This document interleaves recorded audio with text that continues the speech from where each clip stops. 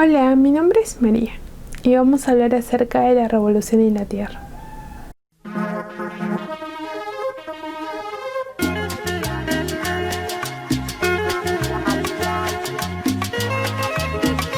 Campesino, el patrón ya no comerá más tu pobreza.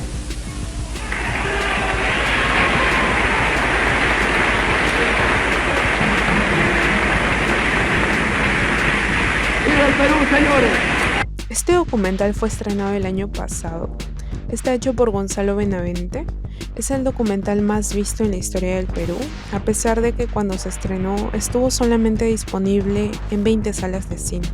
Durante su estreno compitió con películas como El Joker y Frozen. Personalmente recomiendo mucho poder ver este documental, no por estar a favor o en contra de Velasco, sino porque nos narra un poco de la historia de nuestro país y la memoria colectiva es algo muy importante para cualquier nación. El documental habla acerca del gobierno de las Fuerzas Armadas, la reforma agraria y el efecto que tuvo antes, durante y después.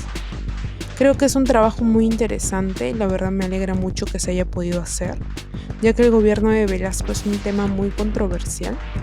Hay personas que lo odian hasta ahora y hay otros que lo apoyan, y los que lo odian mayormente no lo odian por hacer mal la reforma agraria, sino porque solamente la hizo. Un comentario que quiero rescatar y del cual estoy a favor es el de Gonzalo Benavente en una entrevista que le hizo el Búho. Él dijo: "El arte siempre tiene que tener una posición política". Coincido con esta opinión. Cada muestra de arte siempre termina teniendo una influencia y no se puede negar eso.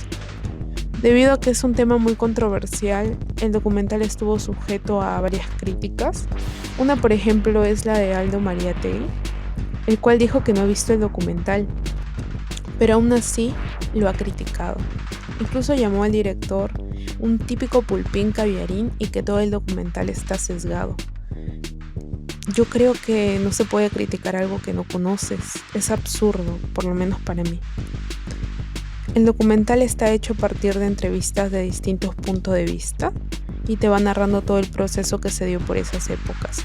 Incluso tiene personajes que vivieron en vivo y directo todo esto, como lo es Francisco Morales Bermúdez o el trabajador de la hacienda de Wando, etc. Hay diversos personajes que aparecen, entre sociólogos como Nelson Manrique, Héctor Béjar, antropólogos como Alex Huerta, historiadores como Antonio Zapata y Hugo Neira.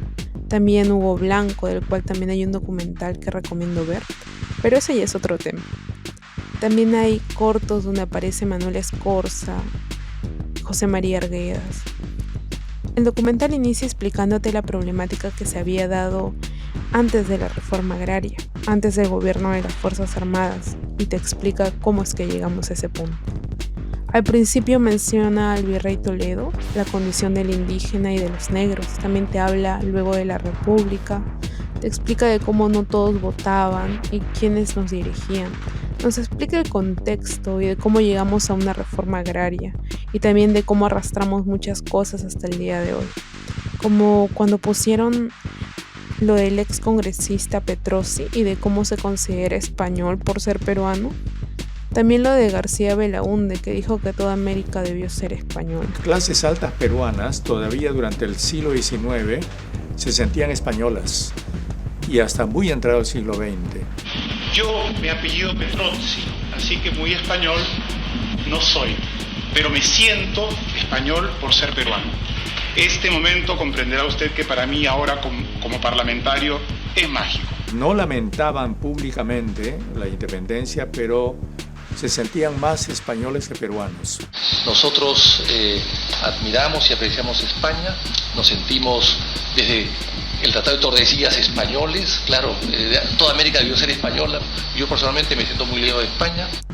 Me gusta bastante cómo es que mezcla la narración con fragmentos de películas y documentales peruanos de esa época.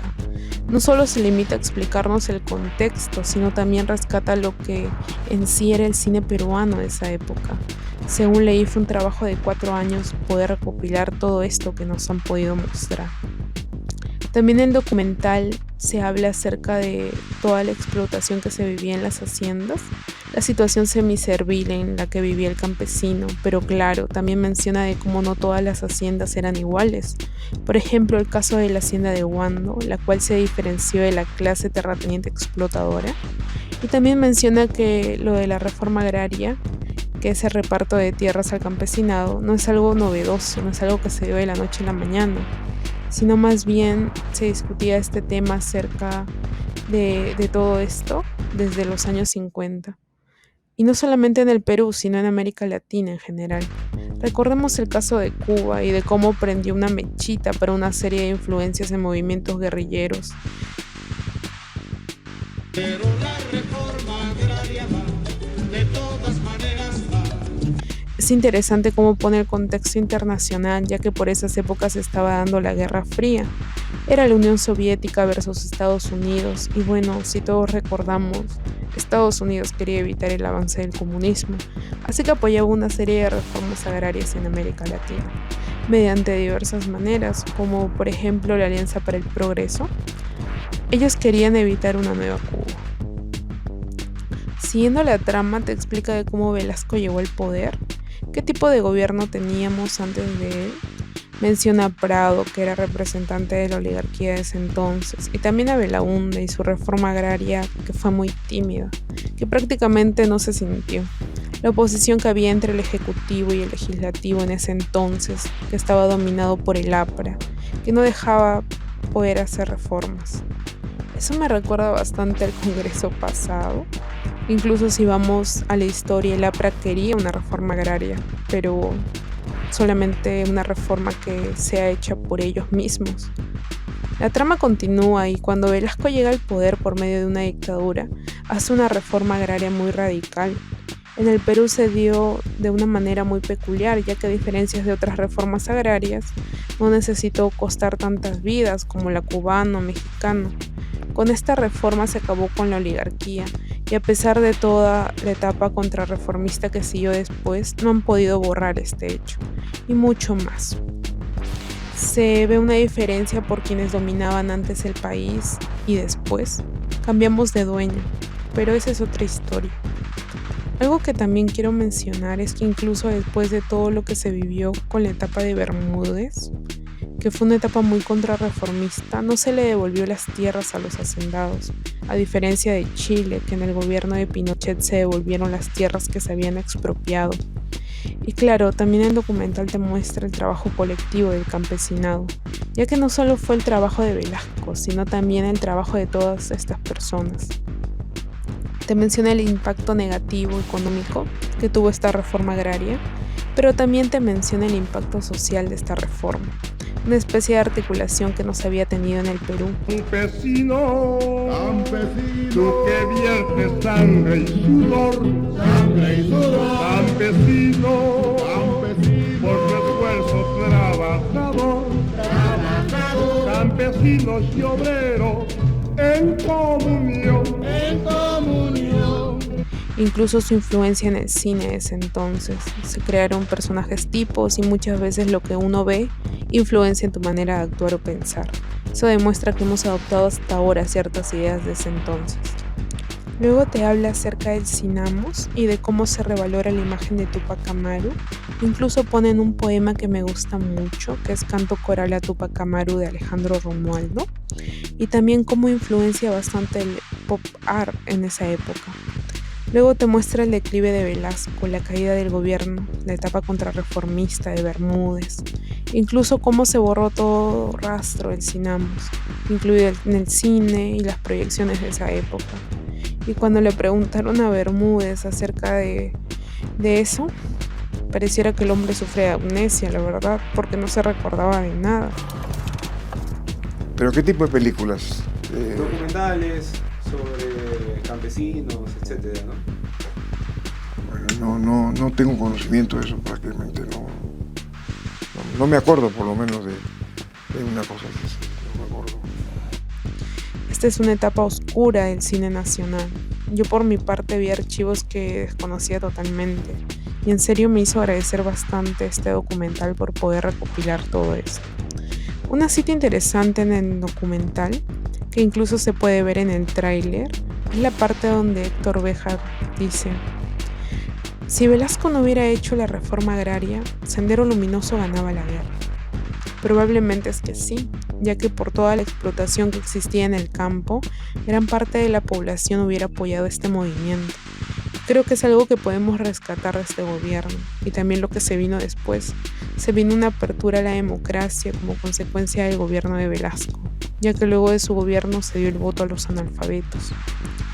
El final del documental me gustó, ya que te remonta a la actualidad y lo que todavía seguimos afrontando. El que hayan puesto el caso de la convención en el Cusco es solo un ejemplo de lo que se sigue dando en distintas partes del país. Y creo que también podemos sacar conclusiones de lo que a futuro puede venir. Recuerdo un estado que compartí con mis amigos por WhatsApp, donde les conté brevemente cómo fue ver este documental en el cine. Yo lo vi con mi papá. Recuerdo que 2 veces nos quedamos sin entradas, en plena fila. Recuerdo que habíamos hecho colas durante más de 40 minutos y fue muy frustrante no poder haber alcanzado algún asiento, pero también me sentía feliz, ya que eso quería decir que muchas personas del pueblo peruano estaban viendo el documental. Y dije, ¡qué genial! Y con mi papá nos fuimos hasta otro distrito para poder verla. Y cuando la vimos valió totalmente la pena. Al final del documental en la sala, las personas se pusieron a aplaudir. Y luego con mi papá comentábamos ciertas partes del documental durante la tarde. Fue muy gratificante, la verdad. Actualmente La Revolución y la Tierra está disponible en Vimeo. Pueden alquilarla o comprarla. Va a estar disponible allí hasta fines de octubre. Y lo recaudado en parte se donará a la Amazonía. Esto ha sido todo por hoy. Espero que les haya gustado el video y que estén bien. Cuídense mucho y como siempre de este lado del mundo, Izkaisuba.